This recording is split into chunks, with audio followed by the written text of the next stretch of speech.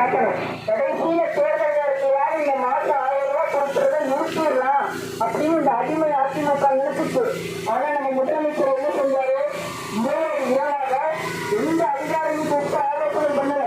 உடனடியாக இந்த வேலையை செய்யாதுன்றது தெரிஞ்சுக்கிட்டு உடனடியாக இரவாக இந்த 3 மாத திறன் 3000 2000 ரூபாயின் பெண்கள் ஏழை குடும்பத்தோடு மகிழ்ச்சியாக கழிக்கட்டும் சொல்லி போட்டாலே 5000 ரூபாயை நமது வங்கி தரத்தில் போட்டு இவர்கள் மீட்டை உடைத்தது நம்ம முதலமைச்சர். அப்ப இந்த மனுஷன் எப்படி 1000 ரூபாய் கொடுக்கிறாரு, எப்படி இந்த பெண்கள் எல்லாம் முன்னேற்ற பாதைக்கு கொண்டுட்டு போறாருன்னு இந்த அடிமை அதிமுக மோடி அரசோட கூட்டணி வச்சுக்கிட்டு நம்மை அழிக்க பார்த்து வங்கிக்கப்பட்டது.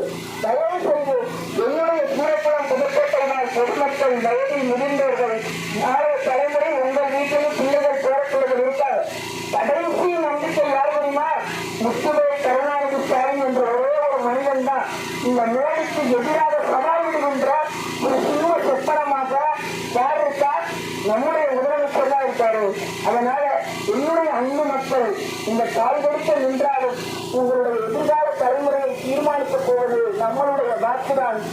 ஏப்ரல் 23ஆம் தேதி நீங்கள் ஒரு கொட்டாரை அரசியல் பாருங்க. ஆய்காட்சி விடல. தயவு செய்து 10 வருஷமா பதவியில இருந்து சட்டமன்ற உறுப்பினராக இருந்து சட்டமன்றத்தில் போய் நின்று பேசாத ஒரு மனிதரை புறக்கணித்துவிட்டு நேற்று சிறையில் நடனமாடிட்டு இன்னைக்கு நான் 7 முதலமைச்சராக அவன் விஜய் சொல்றாரு பாருங்க. என்னைக்காவது மக்கள் போராட்டத்தில் விஜயை பார்த்திருக்கீங்களா? மக்கள் பின்னாடி ஆர்ப்பாட்டத்தில் பார்த்திருக்கீங்களா? ஏதாவது சிறை சென்றிருக்காரா? அவர் திமுகவை பற்றி பேசுவதற்கு தகுதியே இல்லாத நபர்.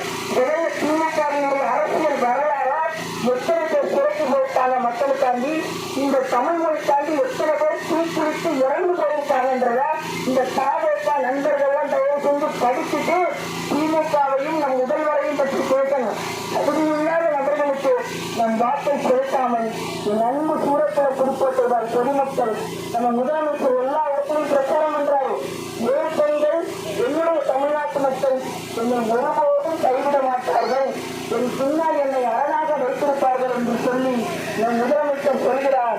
நீங்களும் அவரை கைவிடாமல் என்றும் அவரை காப்பாற்றி நம்முடைய